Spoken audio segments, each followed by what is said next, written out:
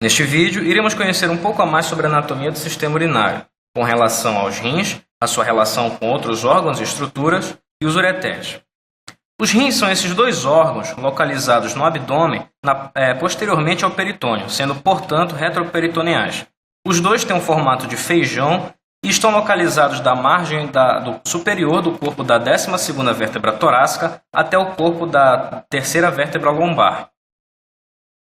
O rim direito é ligeiramente inferior ao rim esquerdo, devido à presença do lobo direito do fígado na sua porção superior, o que causa uma inferiorização do mesmo. Os rins apresentam relação com vários órgãos da cavidade abdominal. No rim esquerdo, podemos citar o baço, anteriormente ao seu polo superior, o estômago, mais ou menos por aqui, pâncreas, por aqui, a flexura cólica esquerda, uma parte inicial do cólon descendente e uma pequena porção do intestino delgado. Já no rim direito, nós podemos citar o lobo direito do fígado superiormente, a parte descendente do duodeno, a flexura cólica direita e também duas relações importantes que ocorrem nos dois rins é a glândula suprarrenal, situada no polo superior de ambos, que não está, entretanto, vinculada ao sistema urinário. Agora nós temos uma visão posterior desta mesma peça. Os rins vão fazer relações posteriores com estruturas retroperitoneais. Principalmente, nós podemos citar a 11ª costela e a 12ª costela nos dois rins. Além disso, também vão fazer relações com o músculo psoas maior, quadrado do lombo, e a aponeurose do músculo transverso do abdômen, mais lateralmente. Agora iremos estudar o rim propriamente dito. O rim é este órgão que possui basicamente uma face anterior, que é mais convexa, que a sua face posterior, que é quase plana. Na verdade, a sua face anterior seria melhor classificada como sendo anterolateral e a sua face posterior como sendo posteromedial, já que o rim fica ligeiramente rotacionado na cavidade abdominal, mais ou menos nesta posição. O rim também apresenta um polo superior, normalmente mais entumecido que o seu polo inferior. Apresenta uma borda lateral, que é convexa, e medialmente apresenta estruturas hilares. Esse aqui sendo o hilo renal, que nós estudaremos posteriormente. Portanto, esse rim pode se classificar como direito, já que este aqui é o polo superior, com a glândula suprarrenal. Aqui é a borda lateral e esta aqui é a sua face anterior, mais convexa. O rim apresenta, envolvendo ele, uma cápsula fibrosa. Superficialmente esta cápsula fibrosa, nós temos a gordura perirenal, como vocês podem ver aqui. Superficialmente essa gordura perirenal, nós teríamos a fáscia renal e superficialmente ainda esta fáscia, nós teríamos a gordura pararrenal.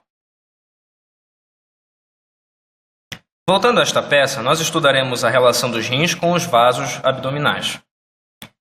Esta aqui é a veia cava inferior e esta aqui a artéria aorta abdominal. Primeiramente, iremos dar uma olhada nas veias. As veias renais são estas projeções da veia cava em direção ao hilo renal. A veia renal esquerda é até 3 vezes maior que a veia renal direita e por isso recebe algumas tributárias, como por exemplo a veia gonadal e a veia suprarrenal. Normalmente existem veias lombares na sua face posterior, ela pode receber ou não a veia frênica inferior, apesar de ser mais comum que ela se anastomose com a veia suprarrenal.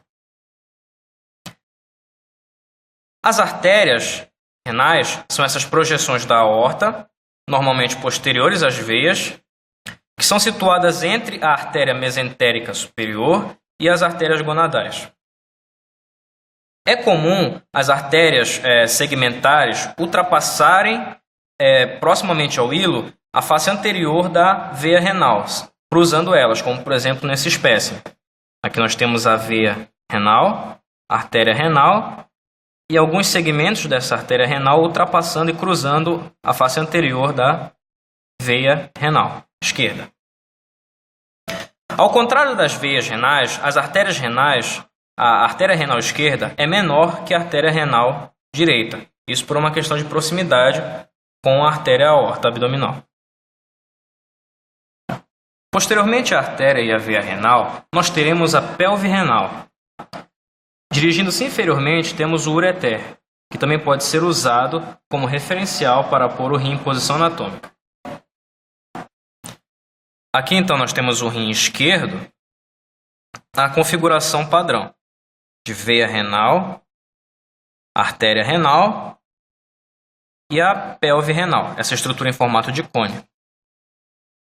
Após a constrição dela, inicia-se o ureter, que às vezes pode ser difícil identificar o limite entre a pelve e o ureter.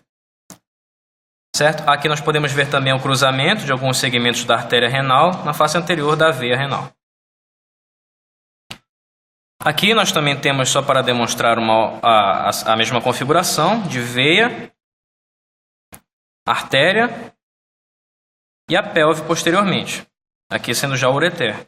No entanto, é importante ter em mente que essas estruturas sofrem muitas variações anatômicas, com o posicionamento às vezes da artéria anterior à veia ou até mesmo da pelve anterior à artéria em alguns casos. Agora vamos estudar um pouco dos ureteres. Como já havia sido comentado anteriormente, o ureter tem sua origem ao final da pelve renal, quando se tem uma constrição da mesma, aproximadamente aqui nessa região, também chamada de junção ureteropélvica. O ureter então descende pela cavidade abdominal e entra na pelve menor, acompanhando durante seu trajeto a veia cava inferior, o abordamento do músculo psoas maior, conforme sua lateralidade. E ao longo do seu trajeto, o ureter apresenta 3 constrições. A primeira já foi comentada e é a junção ureteropélvica, mais próxima ao rim.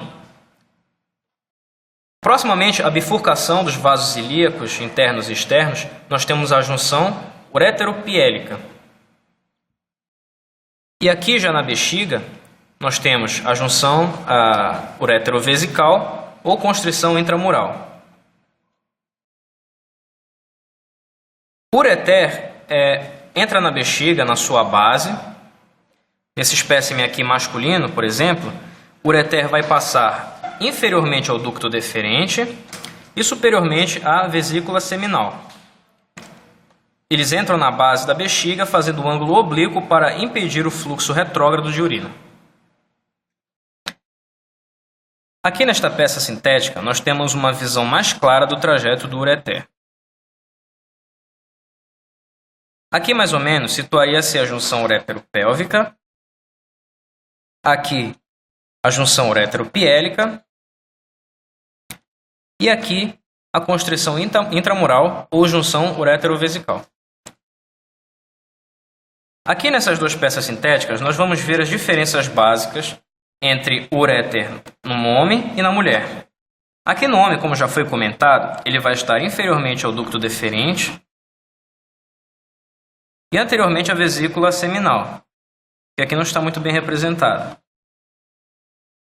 Na mulher, o ureter vai passar posteriormente ao ovário, anteriormente ao reto e os vasos ilíacos internos. Tá? Ela também vai passar lateralmente ao fórnice da vagina, essa reentrância aqui, e também ao cérvix, entrando na bexiga, nesta região.